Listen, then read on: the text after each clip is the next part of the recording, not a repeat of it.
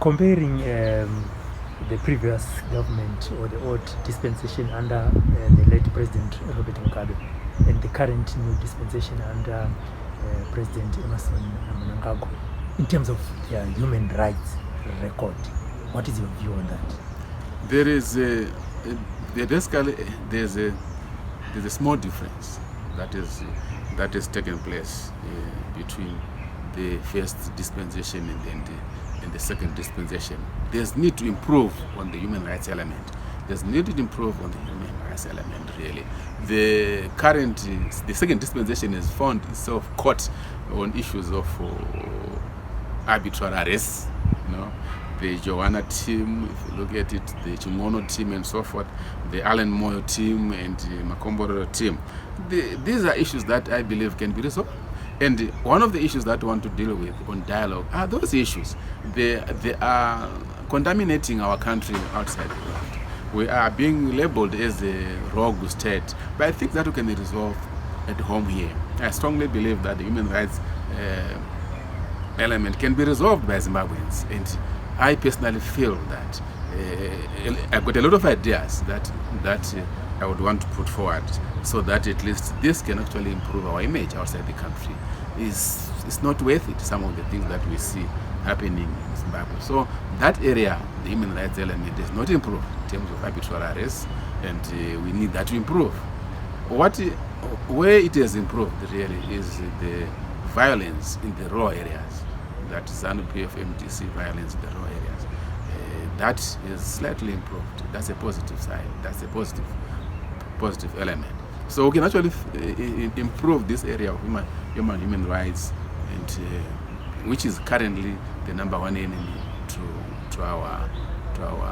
the image of our country, and it has affected us in terms of sanctions that are there. But to say, as Zimbabweans, why can't we sit down? This is why we want to sit down. This is why I'm calling for national dialogue. That is why my president is calling for national dialogue, because things are solvable as far as I am concerned. I know you're a busy man, Senator.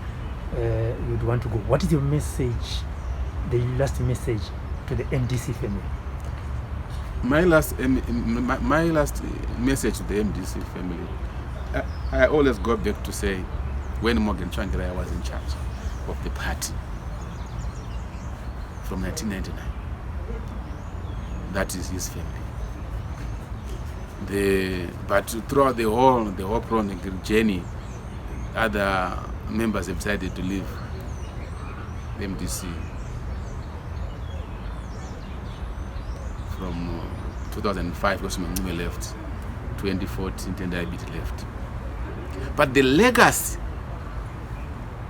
that we must revive is what Morgan Tsvangirai did when he was about to die. He called Tendai Biti, no matter what Tendai Biti did to Morgan Tsvangirai's personality and image.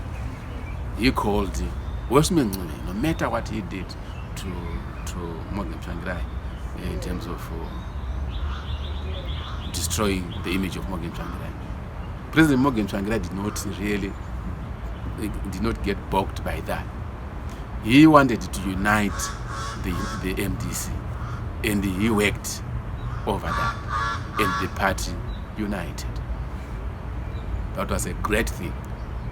That was a great leadership qualities that we must all probably copy, all of us.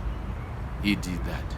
So if Morgan Tsvangirai, our leader, our icon, whom we believe we all loved, why can't we today do better than what he did? He had problems with the Estel friends. Today we got problems with our Estel friends today. Why can't we meet? Why can't we talk to each other? Why can't we dialogue? Why can't we unite?